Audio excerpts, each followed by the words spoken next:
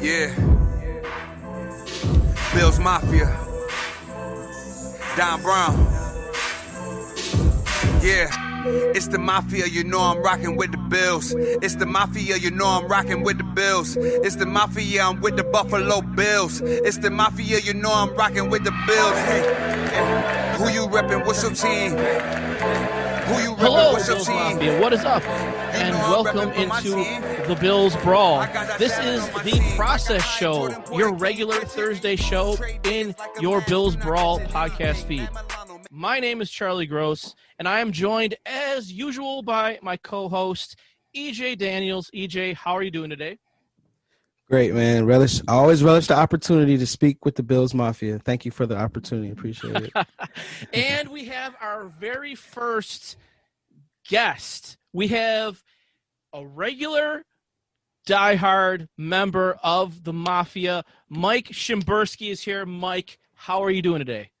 I'm doing great. I'm excited to do this finally. We almost connected a few months ago, and then I was being a little lazy, and we didn't connect.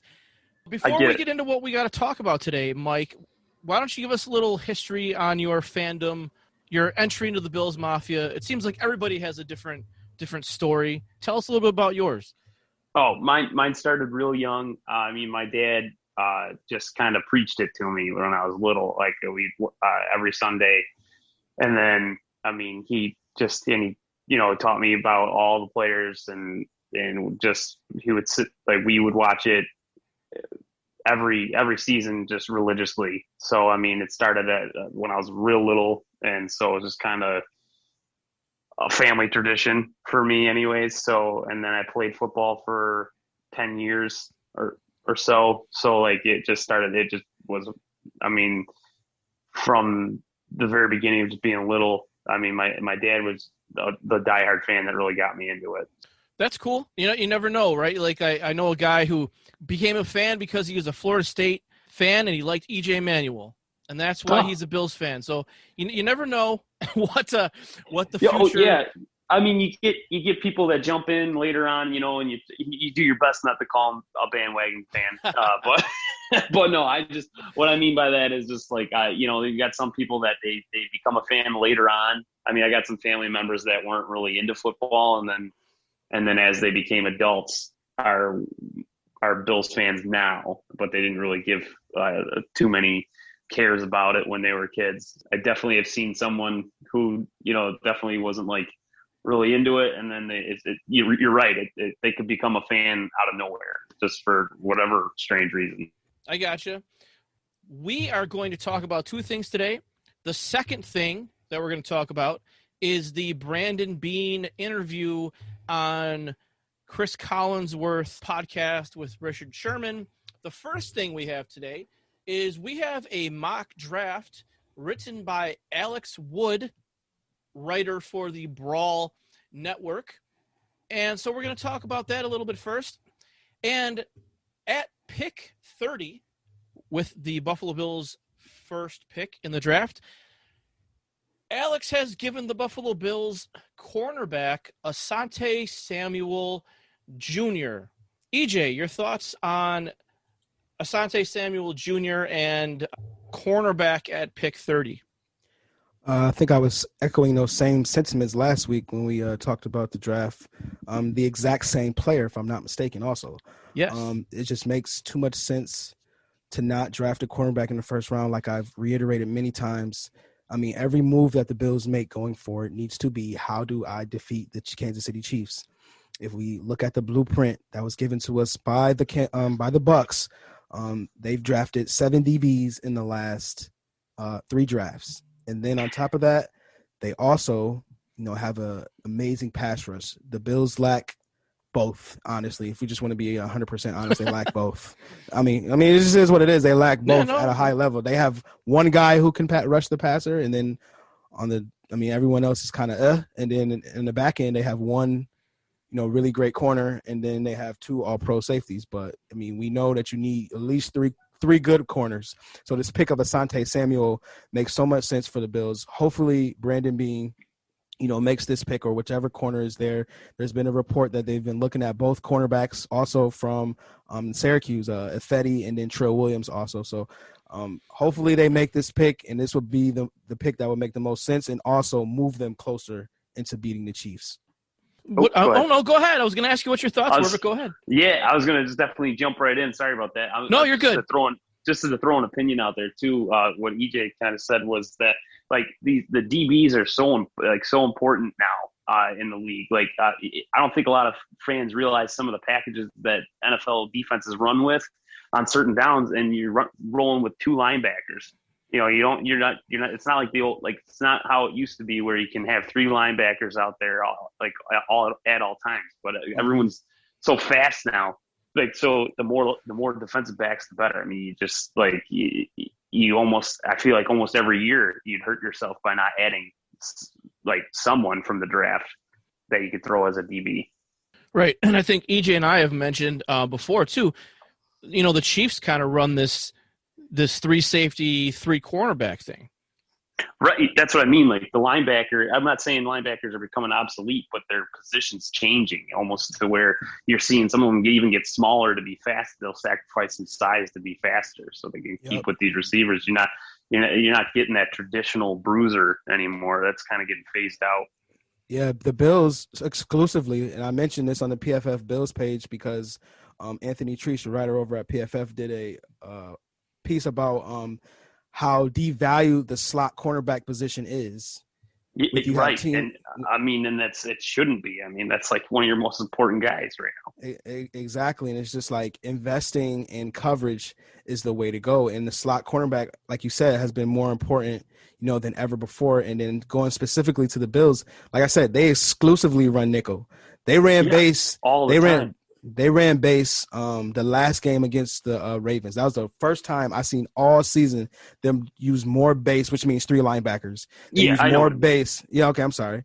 They use more base than I've seen all for the season. You know what I mean? And it depends on what kind of offense you're coming at. I mean, they run so much, and I mean they don't ask much from Lamar Jackson. Thank you. Geez. No, they don't ask much of him, like at all. Like they give him one read basically, and they're like, if it ain't there, take it. So like I think with the reason why we even did that and went with base so much is because we wanted that run support with AJ Klein out there. Yeah, I agree. And I think that game plan, watching my TV, and I'm like, just please contain him, like don't even chase the guy, contain him. And they did, I think, fantastic. I was really impressed with that game plan. I think Trent Murphy does better with mobile quarterbacks. I mean, I know he's probably not even going to stay with us, but I noticed when the last playoff game in Houston, he did really well against Deshaun Watson, and then he did great. I thought he stepped up really well against Lamar Jackson as well. He doesn't fall for those play fakes where he has that option to keep it. Maybe that's just his assignment, but he was able to. I thought just to point out, I thought he did well. I think he does well against maintaining or containing, doing the containment on the end there for mobile quarterbacks. Yeah, that is a little weird now that you mention that. Think about that because I feel like there's times where he really struggles to set the edge. But those 2 games in particular, I think he really did do a good job. And I think that's why he's a healthy scratch a lot of times. Like they prefer somebody else in there. But then when it seems like we come against mobile quarterbacks, he's starting left end. Pick number 61, second round pick, my man Alex Wood, has the Bills selecting running back from Alabama, Najee Harris. Now, this is kind of like a 2-parter, right? Because you have to figure out, do you want the Bills to draft a running back? Where do you want them to draft a running back? And who do you want them to draft? You want just like a home run hitter, late round guy? Like, what do you want? So what are your thoughts right here about this pick of Najee Harris at pick number 61? It's an awful pick. It's an awful pick. I'm being serious. It's an awful pick because they just drafted 2 running backs in the same round, back-to-back years. So why are we investing more resources And we have two running backs that do the same thing as Najee Harris. Now, he is an explosive, big, bruising back. I agree with you, and he is a good player. But I hate to jump ahead, but the next pick that he has is, guard Ben Cleveland, offensive guard from Georgia. I mean, we could take a guard in the second round and a high-end guard because everyone is clamoring that we need to get better in the run game. And so getting a running back is not going to make you better in the run game. And I'm sorry to say that, unless you have like a transcendent talent like Saquon Barkley. Maybe that's the only guy who can do it without an O-line. But most running backs. Yeah, exactly. Yeah, I mean, no guy's going to just exactly 95% of running backs need an offensive line. So therefore, they should take a guard with the second overall pick, and then maybe get a running back later. If you must take a running back, the kid from UB, Jarrett Patterson, will be there late in the draft. He's a fast back, 5'7", very small, compact, and can take it the distance, if he gets it. That is the only component of running back that the Bills are missing. And since we see more teams employing 3 running back strategies, I mean, why not draft a running back like that late? It just makes more sense than spending a high draft pick again for the third year in a row and investing those type of resources again to a position that is devalued in terms of money and in terms of shelf life. Why not go with a guard to actually improve your run game? Yeah, I'd much rather have a guard at that pick. And I think that if they do pick a running back, you're kind of admitting that you failed, at least on one of those picks you made in the third round, whether it's Singletary or Moss. I mean, Moss they're both young players, but if you've got to pick another running back, well, that's a sign that you made a mistake picking Singletary or Moss. That's kind of what you're saying. If you think that that's what the problem is. And now Beane seemed to indicate that he didn't think that they were the problem, that the line was more of an issue. And we'll see that later, maybe in more detail, because he mentioned it again in his interview. But if you draft a running back in the third round, and then the year after you draft another one in the third round, then the year after that you go in the second round, I feel like you're indicting yourself that you missed on those other draft picks. Yeah, I definitely agree. I mean, I think that I think we definitely should. I would go with a guard as well. I mean, I couldn't see us having to add another running back to what we already have. I mean, I kind of agree with Beane as far as it not really being our running back's fault. It always felt like as soon as they got the ball, they had someone in their face. I mean, I think Zach Moss made more opportunities, or did more with his opportunities with the ball, but he's also a different style runner than Singletary. I mean, he'll make a few guys miss, but Singletary's like, you want to get him out in space, and so he can do that. But Moss, and I think Moss, like I said, is much more of a power back. So we already have 2 guys on there that are young that we can make do with if we just increase that line. Yeah, and I don't know why people are labeling Zach Moss and Devin Singletary as busts already. Zach Moss was a rookie last year, number 1. He was the 5th highest graded. He was the 5th highest graded rookie running back, number 1. And also he was the best pass blocking rookie running back too. I mean, just that right there alone would warrant him some snaps. And I feel like he can catch better than Singletary too. Me and Charlie has talked numerous times about how in the Chiefs game, when Devin Singletary dropped that pass, they literally yanked him and you did not see him again after that. And then on top of that, Devin Singletary is a third-year back now. This will be his third year, going into his third year. Yep. And so both these backs are still young, man. Like, the Bills have a nice 1-2 punch. They complement each other well. Again, like I said, if you're going to draft the running back, make sure the guy is super fast. That's the one thing both of them lack. I will agree with that. Home run speed. Yeah. But, for the most part, they did a really good job. I mean, they were I think the 13th best running team in terms of actual runners, not run blocking, And so when you have that, I mean, you have a recipe for success. They can both make people miss, in the open field. That's what they do. They both force missed tackles. So, I mean, just give them some time. And like I said, once they improve the Bills improve the O-line, I mean, they'll be fine. They'll look a lot better. What happened is you guys seen the O-line taper off towards the end of the season in terms of run blocking, and then you saw the struggles. And then we had the Kansas City Chiefs game, and everyone know what happened. So just hold your horses, Bills Mafia. When you don't have a hole to hit, I mean, I don't know what you're supposed to do as a running back. I mean, some of it's left up to them to make make a good read. But I mean, if it's not there, then they're not providing it for them. I completely agree. And that's what they're going to have to figure out, right? Like they know more about their team than we do. Mm-hmm. So that's up to them. But as I mentioned before, it seems like Beane already kind of knows what he wants to do there.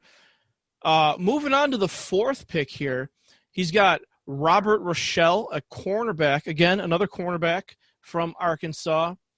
I have not watched his tape.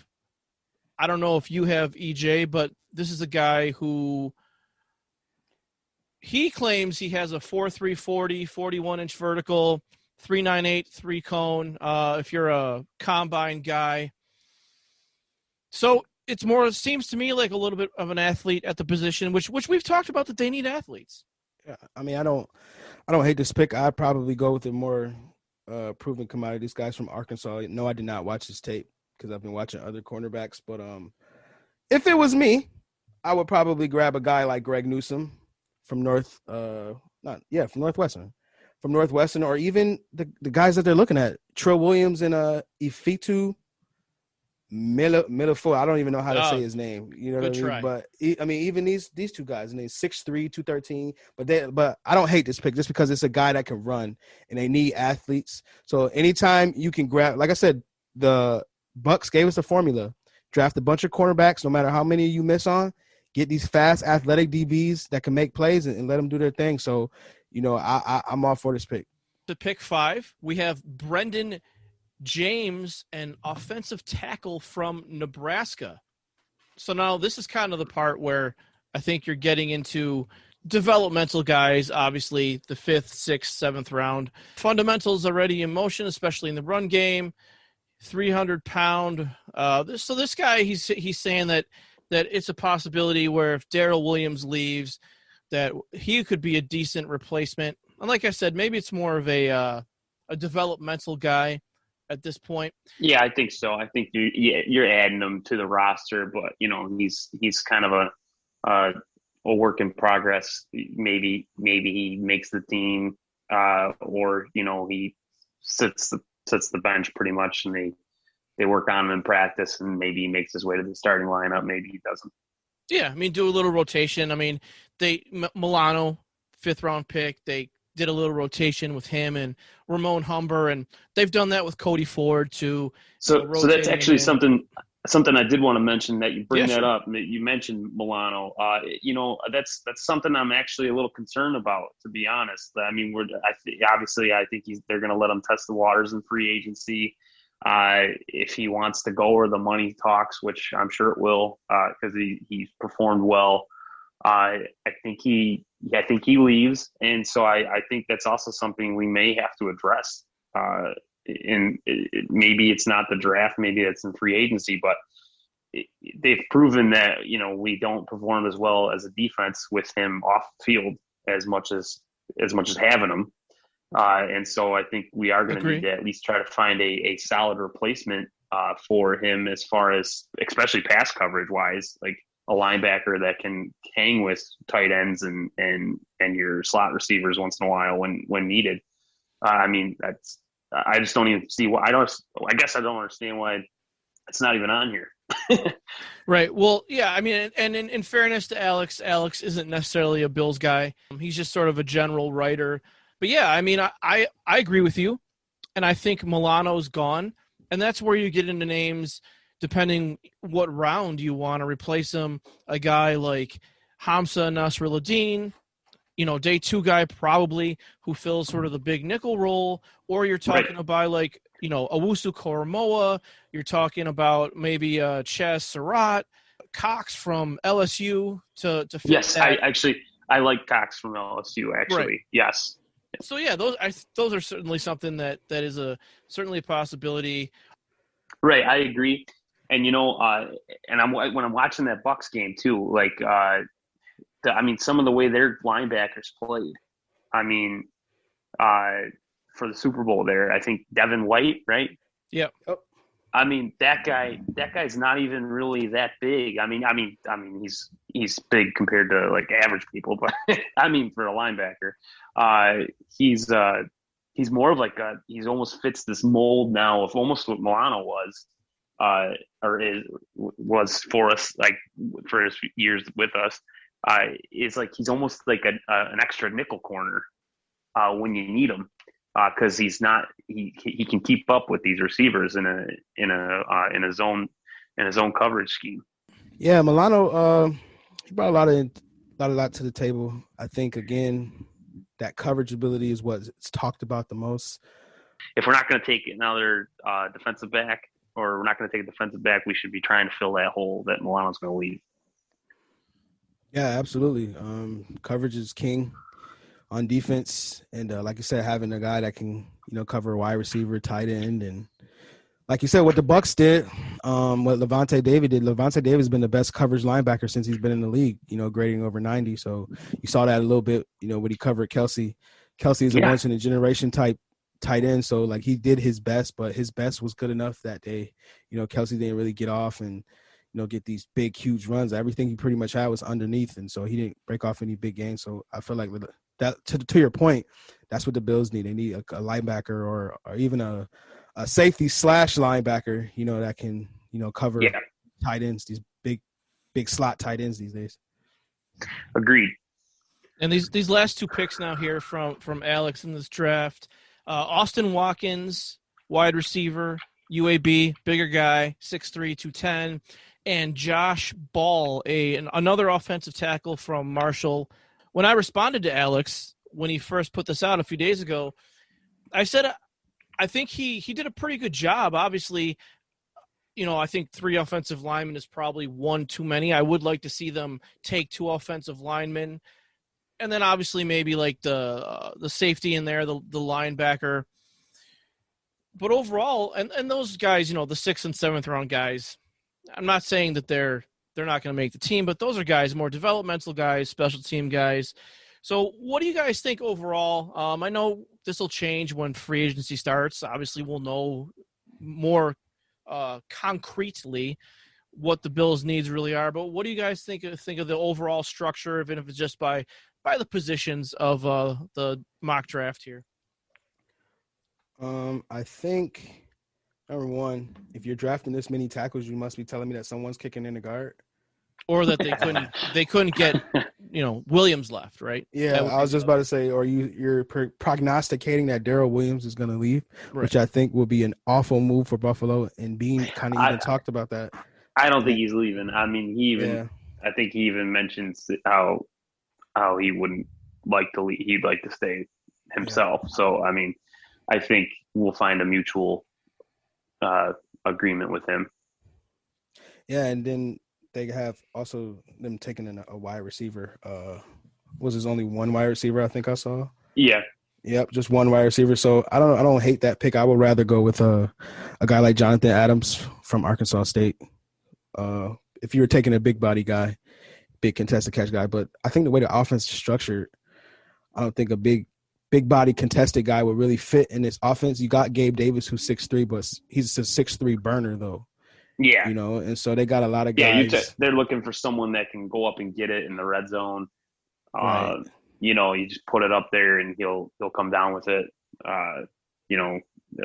Sometimes a game changer. I almost think what about tight end? I mean, I know, I feel like we're hopefully. I mean, I guess we'll give Dawson Knox another shot, but I mean, in my opinion, we don't have. I don't think he's it, and I like him, but I think we could really use a big body tight end like a lot of the league has that we don't. I really like Dawson Knox. I feel like I do. I just don't think he drops a lot of passes he should catch. Yeah, and a lot of easy passes. Yeah, at that. And that's fair. And I don't want to not acknowledge that.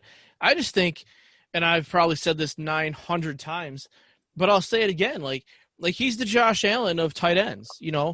I think his. So you think this is the year, huh? But I mean, here's my thing. If you're going to give Josh Allen 3 years or 4 years, yeah, okay, well, then just give everybody 3 or 4 years. You almost have to. I'm not saying to get out of the league. I'm just saying we could use an upgrade. No, and I don't disagree. I don't disagree. And Brandon Beane said that. My thing is he's probably a top 5'6" athlete at the position. Oh, absolutely. I would not go that far. Top 5 or 6.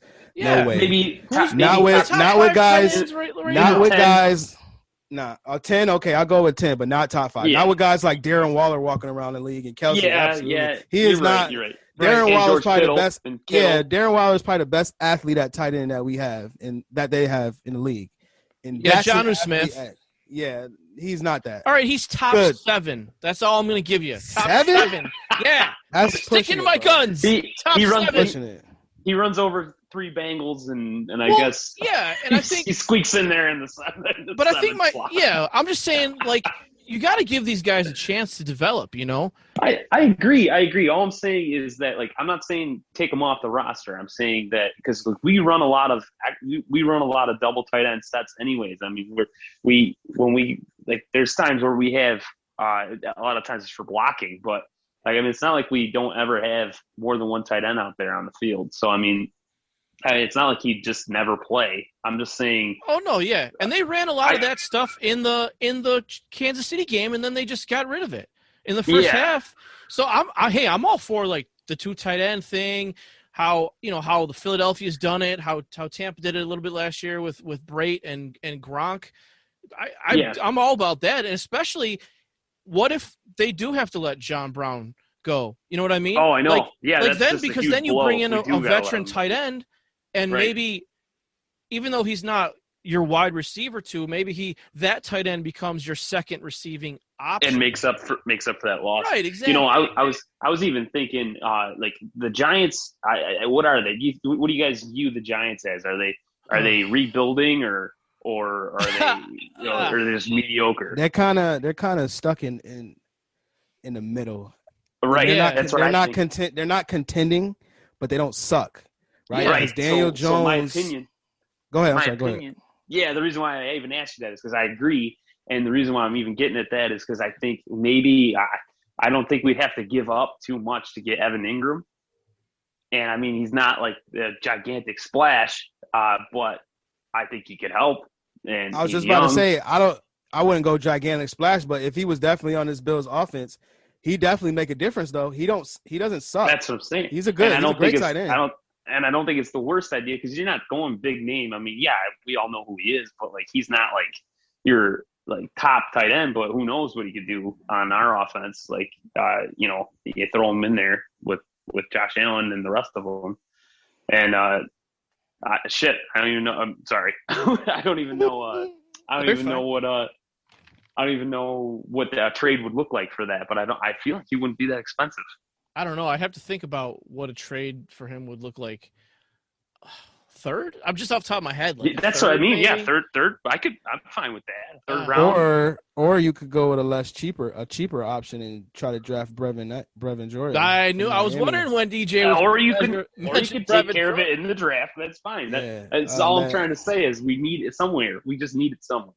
Yeah. I had made a point on a podcast last week that if you look at all the top Super Bowl teams for the last 2 years, last 2 years, you got Gronk on the Bucks, you got Kelsey on the Chiefs twice, and then you had Kittle, for the San Francisco. So obviously that tight end position, it makes a difference. Like you don't need a star tight end or a productive tight end to win, but to your point, a tight end that can produce definitely helps elevate your offense. No question about it.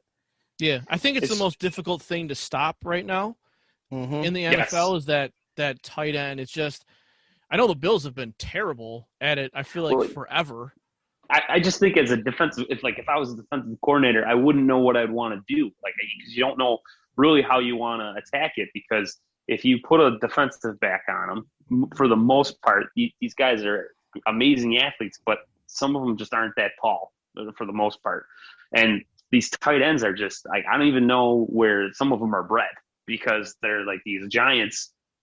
But yet they can move like a wide receiver. And so you're asking a lot from a defensive back to keep up with them, which I'm sure they can speed-wise, but then that ball is so high half the time and just right up and over them. There you go. That's all they needed too. So then you're like, okay, well, we don't have the defensive backs to hang with this tight end. So we'll try some zone defense with linebackers. And it's like sometimes those guys are just so slow compared to that tight end, it's not even a contest.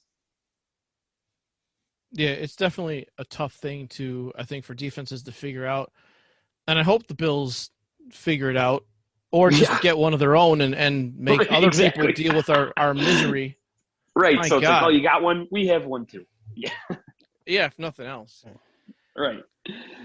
Well, let's talk about this Brandon Beane interview that Cris Collinsworth, the owner of Pro Football Focus, had Brandon Beane on his podcast. He does a podcast with Richard Sherman.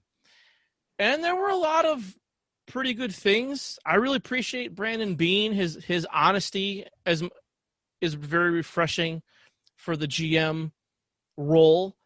And I know, EJ, you've got a couple things you want to talk about in regards to the podcast. And I've got about 10 things written down. Some of them are just little things that I think, the fans will little back and forth jabs at PFF that Beane did that the fans will appreciate. Where do you want to start with this, EJ? I will start at those jabs at PFF. I'll start there, and then I'll go into my actual point. So, again, as I said off air before we started recording, I said, ask yourself, Bills Mafia, now that you've seen Josh play at that level, that MVP level, right? He didn't win the MVP, but he played at an MVP level. Ask yourself, from the third year jump, which was the greatest jump in NFL history for a quarterback. That's a fact.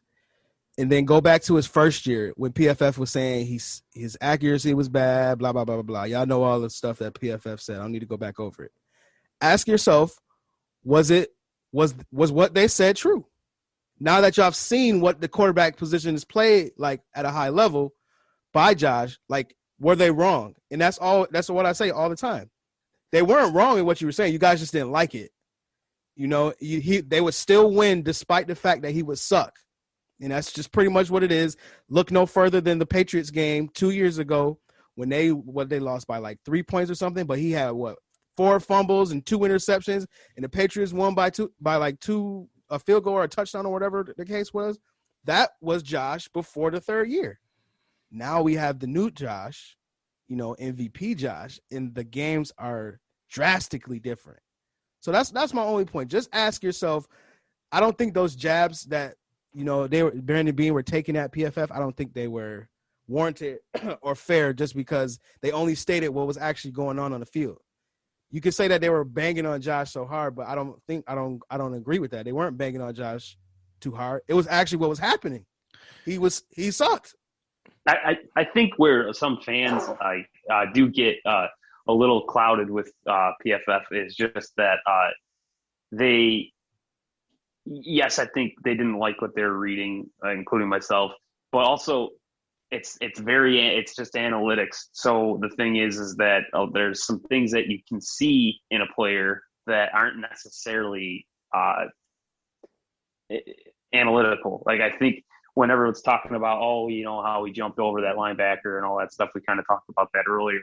I think there's like this competitive nature and edge to him too that everyone got to see. And so I think there was some things about him that like everyone liked because they're like, well, we can win with this, even though it wasn't necessarily statistically wise, like his best games that he's ever had.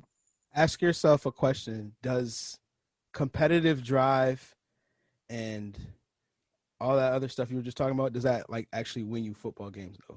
Like, there's a bunch of quarterbacks. That's such a gray area though, because like I mean everyone's a competitor out there. I get what you're saying. No, everyone is not a competitor. We saw that with Jay Cutler. Everyone is not a competitor out there. That's true. Everyone is not a competitor out there. So just that some of that stuff. Like give up. Yeah. So some of that stuff is like. It adds to, like, if you're good, it's going to help you. If you're such a competitor and you got nothing, you got no improvement, and your ceiling's low, then most likely it's not going to matter. But I'm just saying, I don't know how to explain it, but sometimes you can see potential. Yeah, I agree with you. His potential was always there, but what people don't like is when PFF tells you how he actually played. The reality of it. Right. The reality is that this quarterback performance, independent of the defense that was top 3, was awful. Right. And that is a fact. And as much as it doesn't lie. It doesn't lie. As much as they hate it, as much as Bills Mafia hates to hear that, it's a fact. His performance for a lot of those games that they were winning was awful, especially the first year. Second year, obviously it got better, but a lot of those performances, that defense was keeping them in a lot of games, man. A lot of games. Yeah, and I think fans, I guess, and I was one of the people who understood the grade. I definitely understood it. Like I was trying to say the same thing to the fans on Twitter a lot of the time. And I think the fans were always thinking, yeah, okay, but did you see how feisty he is and how athletic he is? And Right, did you see exactly that great play? And I said, well, yeah, but that's not what PFF is grading. And how do you even – there's no way to really even quantify exactly with a number competitive fire. Like, how would you even do that? I have no clue how to do that. And I don't have a PhD from MIT. You don't. I'm not you just, that guy. You just see it. Right. And so that's kind of where the it's not disconnect is. And I think, Mike, to your point, maybe at the beginning, a lot of fans don't want to take time to really do research. And I started my own analytics company, and I see people go at Football Outsiders because of DVOA, and I see people go at PFF, and I've gone at PFF. I don't have a problem like tweeting at any of those guys when I think that they're doing something that's odd or whatever. And I've tweeted at Aaron Schatz. I don't care. But the other thing I've done is I've even tweeted at PFF Steve, and I've asked them questions. I've gone on their website and read articles about how they grade. And my thing is, I understand the grading system. I understand how it works for whatever information they're willing to give publicly. I understand how it works.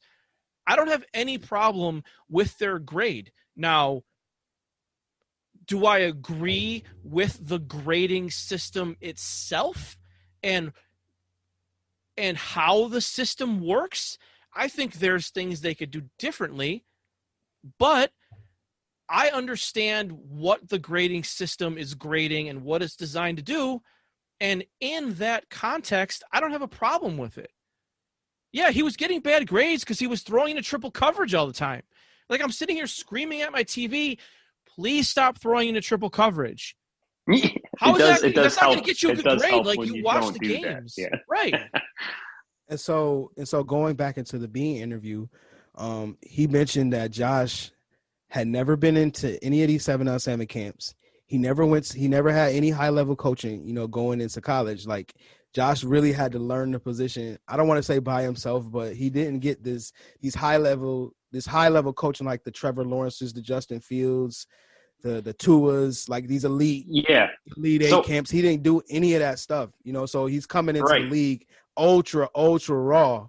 And so now you've seen the third year where he got to work in a system, number one. Number two, he got to get, personalized coaching from, Kent Dorsey and Jordan Palmer. All of these guys had a hand in making Josh a lot better. So again, essentially he was behind the 8 ball is what they're saying. And I understand it now. Like, I understand it a little bit better after like listening to that interview. It's just like, these kids been bred to be quarterbacks since they was like 11. And Josh literally just started being a quarterback, like a real quarterback, like year 2 in the NFL. Yeah. So go ahead. I'm sorry. Go ahead. No, keep going. Oh, so I was just saying, like, Josh is number one behind the 8 ball, and he's finally getting the coaching, that he needed. All the rest of these guys are getting.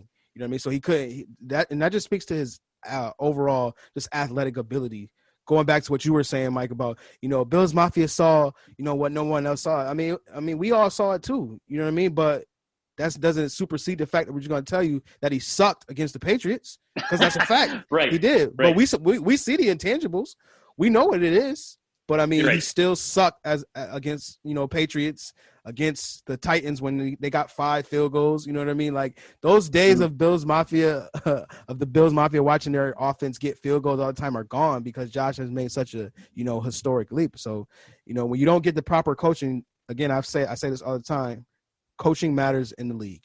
It matters so much. Of course it does. And I think what it's so great what you just said, because it's like if you almost think about it now, like we all saw in the beginning what they saw, all that raw talent, and they were just thinking to themselves, how are they going to hone in on that? And like we were saying, how his ceiling was super high, still is.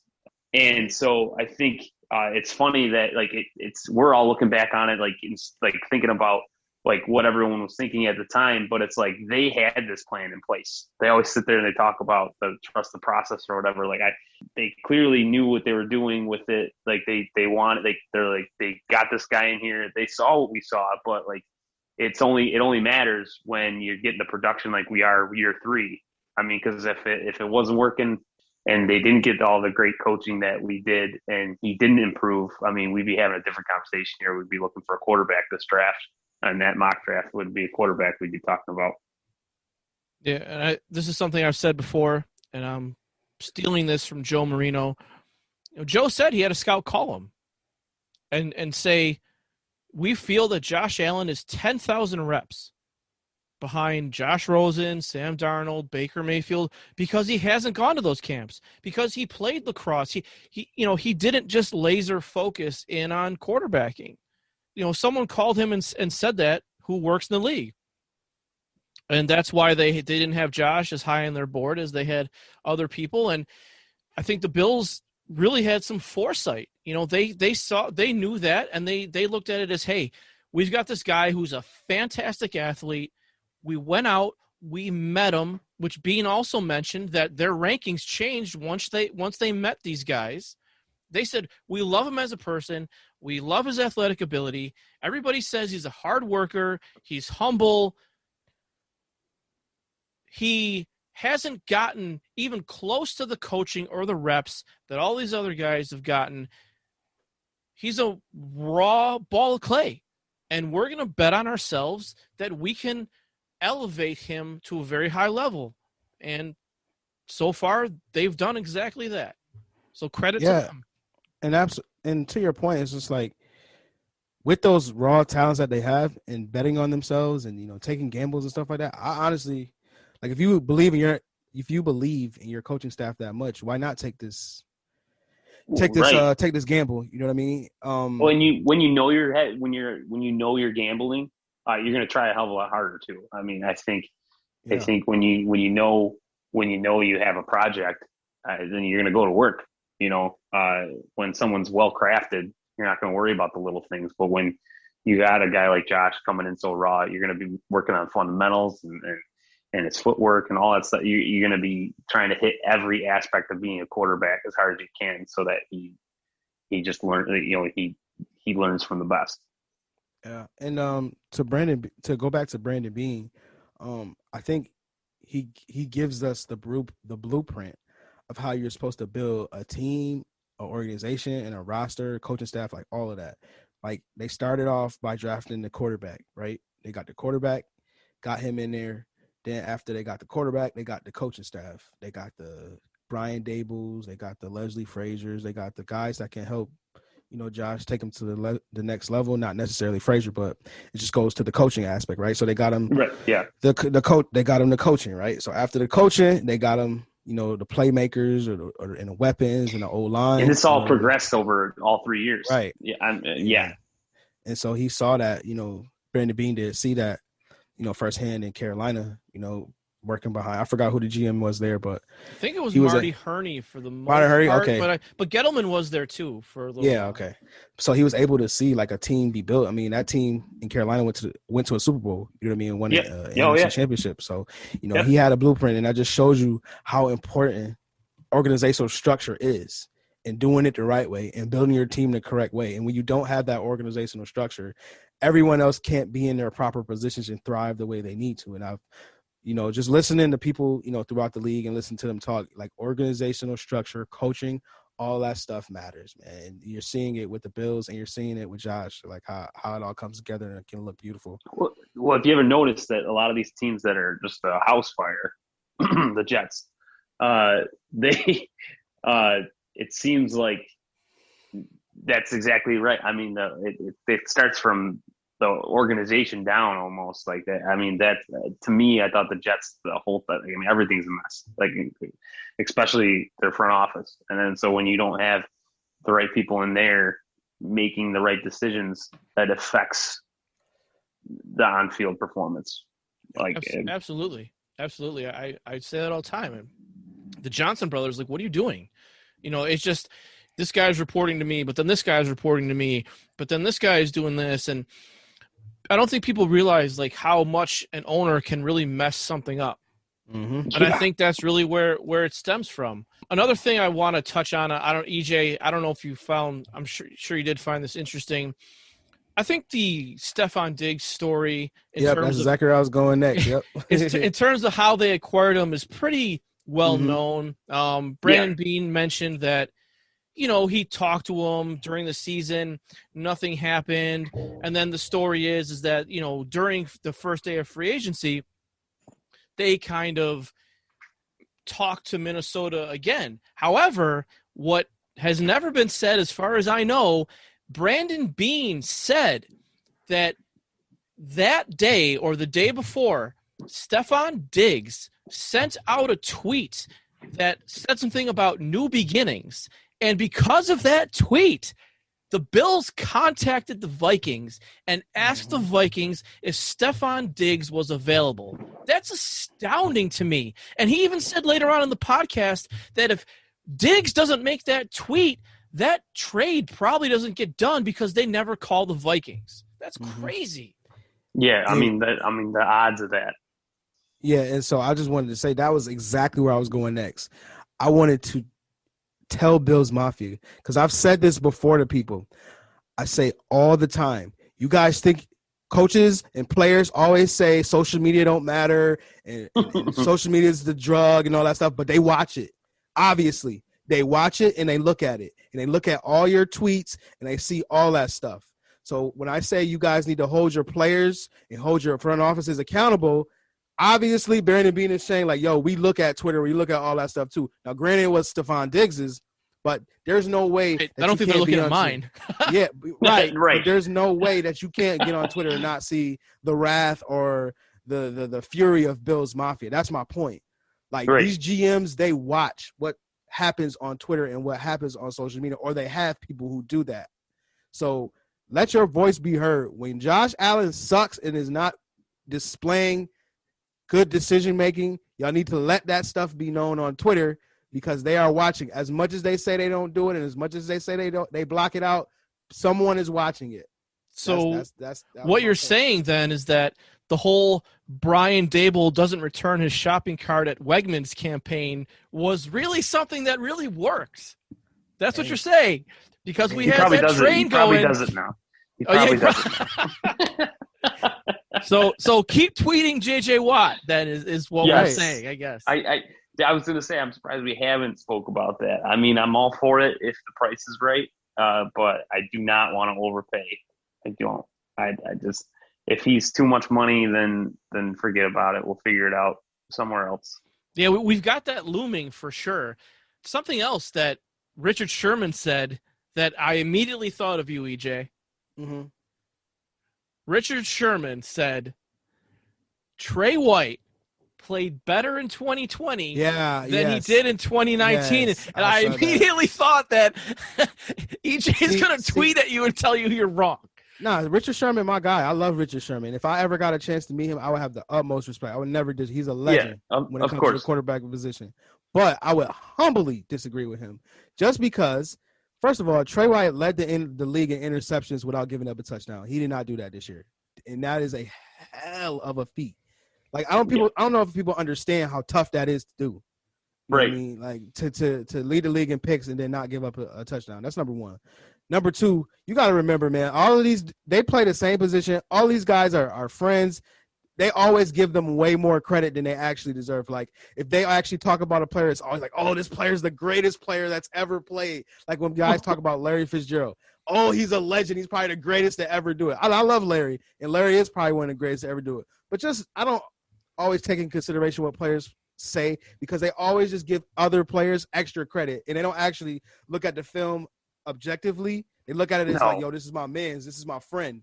Well, look at the top 100 player list voted by the players. Exactly. I mean, like I was just going to say that. The top 100 players list is really an indication of how like people really feel about these players in the league. Because remember that one year Dak Prescott was left off, and he was upset that he was left off of that top 100 players list. So that's it, man. That's it right there. He started tweeting about it, and then he got a lot of tweeters to tweet with him, and then now he's on it. EJ, anything else stand out for you from the interview? Oh, yeah. Brandon Beane touched on how the acquisition of Stephon Diggs, when he was doing his due diligence on him, he was talking about how when he was in Carolina, no one practiced harder than Steve Smith. When Steve Smith was on a practice field, he was the most ferocious competitor out there, just as in practice as he was in the games. And he said Stephon Diggs brought that same intensity and tenacity to the Bills. You know, Brandon Beane said that, you know, him and Trey White used to go at it, you know, one-on-one in practice all the time. And they wouldn't just go at it. They would seek each other out. Like, no, you're not covering Stephon. I'm covering him today. Or I'm going at Trey White today. Like that type of – he was saying that type of competitiveness, like, kind of changed the whole culture, you know, because it just permeated through a thing where it was the DBs versus the wide receivers, and it created that, you know, competitive culture. And then going to Richard Sherman and his point, he was like, that's what created a championship team. You know, it was competition every day because they knew us and we knew them. We knew all their moves. They knew all our moves. So it was a battle every single day. And that just speaks to, you know, that dog. I always say that Stephon Diggs is a dog, man, and he brought that dog mentality to Buffalo, man, and I love to see it. You can see it on game day. I mean, I think it's only going to make our defensive backs better. I mean, I just – when you got a guy like that on your team, you got to use it to your advantage. I mean, like, if he's coming in with that amount of intensity every practice, like, you know, and so it has to be, like, a great asset for the, like, especially for Trey, if he's going to always have the responsibility of their whatever team we're going against, their top wideout. He talked a little bit about the offensive line. He said pretty nonchalantly that Mitch Morse is the center. He mentioned that Deion Dawkins obviously is the left tackle. He mentioned Feliciano and Williams, that they'd like to have them both back if possible. He also mentioned, and some people are going to be very upset about this, that Cody Ford is going to be in the mix at one of the guard spots. So I don't know how you guys feel about Cody, but it's not like, I mean, Cody Ford is bad. I'm not going to sit here and lie, but he did get hurt this year, so he really didn't get an opportunity to be a part of the Magic. I'm not torn on him. I would like to be out on him, but they spent such a high draft pick on him just to let him walk. You know what I mean? Just to let him go away, and he's still young. And he's also going through a position change. Being mentioned that he was planning on rotating tackles with Ford and Williams, but Williams just played so good in training camp that they had no choice but to start him. So, yeah, I think they're just trying to find a spot for him and see if it works out. Absolutely. Like, he's too high of a draft pick to just let walk. And progression isn't linear. And that's one term that I've learned, and that is one term that I have endeared in my heart, is that progression isn't linear. So he could suck, you know, this season, but be an all-pro guard, you know, this season. You know what I mean? Or next season, excuse me. So, I mean, are you willing to take that risk on a guy you drafted in the third round, if I'm not mistaken? Like, I would take that risk. Third round. Yeah. It was third round? Cody Ford was second round. Yeah. Second round. Okay, second round. I was third. Yeah. And then Knox, that was the Dawson Knox in the Don't listen to me, EJ. Yeah. Cody Ford in the second. Singletary was the other third-round pick that year. Yeah, that was the Ed Oliver, Cody Ford, Singletary, Knox, Quoshon Joseph. whoever. I don't know who else. And then so I was just like, they took him too high. They got a lot invested. I'm like, give him another shot, especially at guard. You know, he's a young kid, young guy. Give him another shot. I say give him another shot. I mean, it can't hurt. I mean, especially if we're going to draft some offensive linemen, and you know, maybe a decent name pops up in free agency too. I mean, it can't hurt. I mean, hopefully, as long as we have a backup plan for someone to fill in if he's not working out. Let's see what else. Beane talked about some contract stuff. Two things I found interesting. One is they, kind of mentioned to him that, Josh Allen's going to get a big contract. And I thought it was interesting that he mentioned that they're trying to find out how many fans are going to be at the games next year so they can try and predict the next year's cap. And we know there's going to be a new TV deal as well. And then they'll decide what to do with Josh from that point. If the stadiums are going to be at almost full capacity, they would talk with Josh about an extension now. If not, they'd be more inclined to pick up his fifth-year option and then talk contract extension with Josh next year. One other quick thing before you guys comment on that. I found it interesting for those of you who are wondering where contract extensions or restructures are. Why haven't you heard about that? He says that he doesn't look at that until after the draft is over. I thought it was – I did a podcast before this, and he asked me that same question about Josh Allen's contract. And he asked me, he was like, when should the Bills sign Josh Allen? I said yesterday. That's exactly when they should have signed Josh Allen, because the longer Beane waits, the higher that price tag goes up. And if he has another season like he had this year, the price tag is going to get astronomical. Now, the way Beane's tone was in this interview, I'm not gonna lie, it was more of I'm gonna have to wait and see. I know he said he was gonna wait and see how many fans was in the stands. To me, it sounded like he was saying I'm leaning more towards this fifth-year option than I am an extension, and I hated to hear that because I'm like, I felt like Josh earned that new contract, but that's the way Beane was talking. He's a wizard when it comes to, working these contracts, getting these free agents, getting the most out of the least of the free agents. So I'm going to trust him on this. But if it was me, I would have signed Josh Allen right after that Chiefs game. But that's just me going gung-ho. But, again, this is a COVID year, maneuvering that cap. He said he thought the cap was going to be 210. It's 185. So, you got to deal with that. So, I mean, he's showing the propensity to be able to handle these situations. So I'm going to trust him on this. But, like I said, if it was me, I would have went gung-ho and signed him after that Chiefs game, man. Yeah, I mean, with his track record and the decisions he's made, you almost have to trust him at this point. But I know exactly what you're saying. I mean, that price tag, especially if Josh has just as good of a season, if not better, next year. I mean, you're asking for a contract issue. But at the same time, maybe Beane's just trying to make sure that wasn't no fluke. I'm not saying he's going to regress, but I mean. Oh no, he's definitely going to regress. There is no question about that. He had right. So that's what I mean. So like, how bad is the regression? And then that's when maybe he's just trying to make sure that we're still going to get quality play from him at a consistent level before we go sign him for big money. Yeah, and that's prudent. I mean, I was a little surprised too. I agree with you, EJ. The tone was a little weird, and I was a little surprised, but it is prudent. You don't want to get too caught up in – you want to stay grounded. It is a business. EJ, did you have anything else from the interview you wanted to talk about? I've got one or two more things, but do you have anything else? I have one last thing. I think I covered all my points. My last point, going back to the mock draft, Brandon Beane gave my boy Dane Jackson one of the best endorsements I've heard.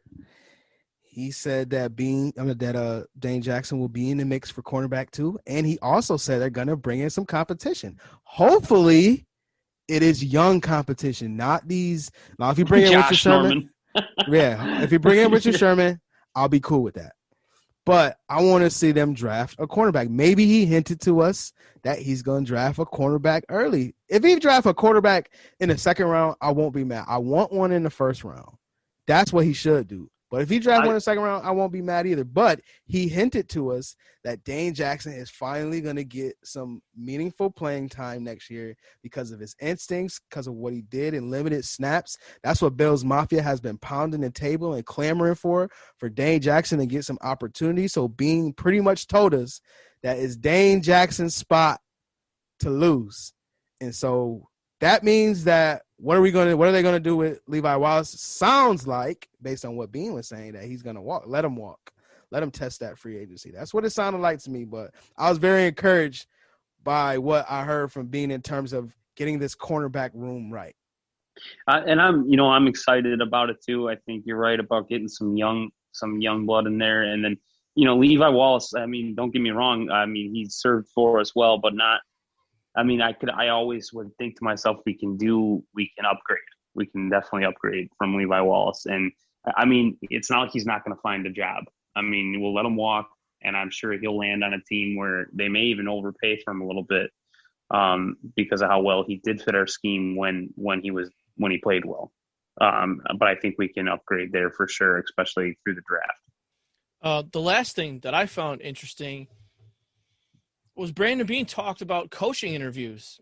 And we all know how it works, right? Like, everyone gets fired on that Monday.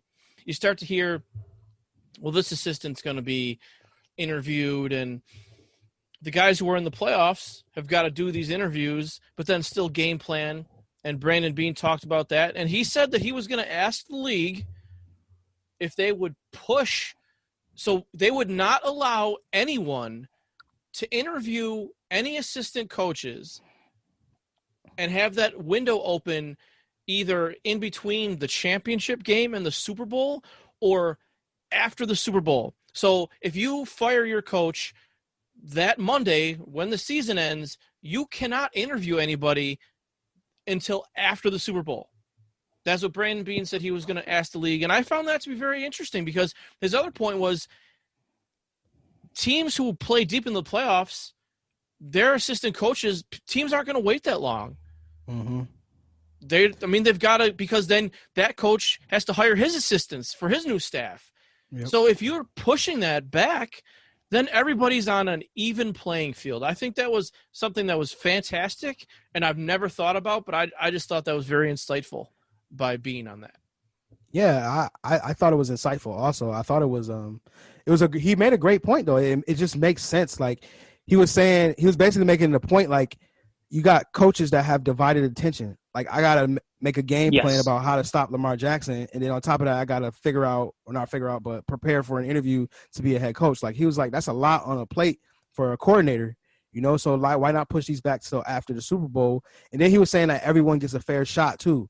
You know what I mean? Like some teams aren't gonna wait to pick a coach, so they're gonna one team can lose and their coach can get hired, and one team can win, and then their coach won't because they're going further in the playoffs and they don't want to wait. Like he was like, so how's that fair?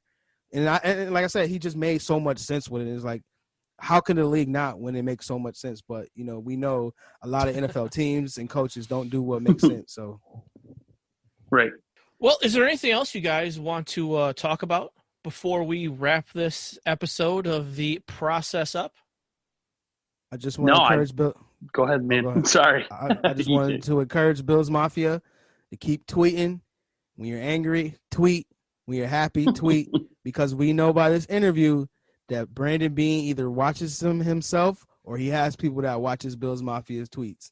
Even Cris Collinsworth mentioned it when he was like, yeah, you got a blue-collar fan base out there in the Bills Mafia. They see what y'all be tweeting.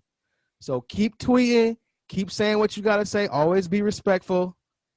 Just want to reiterate that. Always be respectful. That's it then for us today on the Process. All right. Mike, I'd like to thank you for coming on as a guest. I had a lot of fun, man. Yeah, I appreciate it. Honestly, it was a great time. Hope to get on again. Is there anything you want to promote or any social media accounts you want to let the Mafia know where they can find you? No, I mean, honestly, like this is like I said, like first time I've really even done anything like this. I mean, they could definitely, if they want to follow me, it's just MIKOL2531 at MIKOL2531. I always want to talk shop when it comes to the Bills. So, I mean, anytime. I'm all about it all off season. I mean, sometimes it gets a little. We got to talk about mock drafts and stuff like this. How we just discussed, like where there's not a whole lot going on, but it's always honestly that if you dig hard enough, there's always something to talk about when it comes down to it. I mean, I think we touched on a ton of great topics today, honestly. EJ, where can the people find you?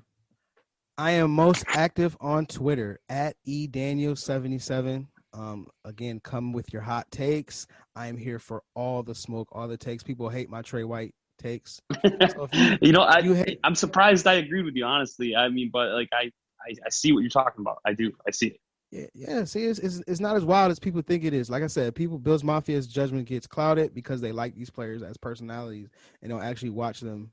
I watch their play on the field from game in and game out. I have to watch that for work, so I can tell you how it is. But anyway, you can also find me on Facebook, Ernest Daniels on Facebook. But Facebook and Twitter are where I'm most active, but Twitter is the most active. So at eDaniel77 on Twitter. And you can find me on Twitter at Charlie_Gross_. You can find the account for this podcast at Bills Brawl. We are a part of the Brawl Network. I really encourage you guys to check out the Brawl Network. A lot of awesome people working there. And it would be really awesome if you could help us out with a rating or a review about the podcast. If you like the podcast, or if you don't like the podcast, that's fine too. Tell us what we can do to improve. But it really helps us out if you take some time to subscribe, to like the podcast, to rate it. And with that said, Bills Mafia, find a way to embrace your growth mindset. And as always, trust the process. You know I'm rocking with the Bills. Hey, who you reppin'? What's your team? Who you reppin'? What's your team? You know I'm reppin' for my team. I got Josh Allen on my team. And Steph Diggs on my team. Super Bowl, what you mean?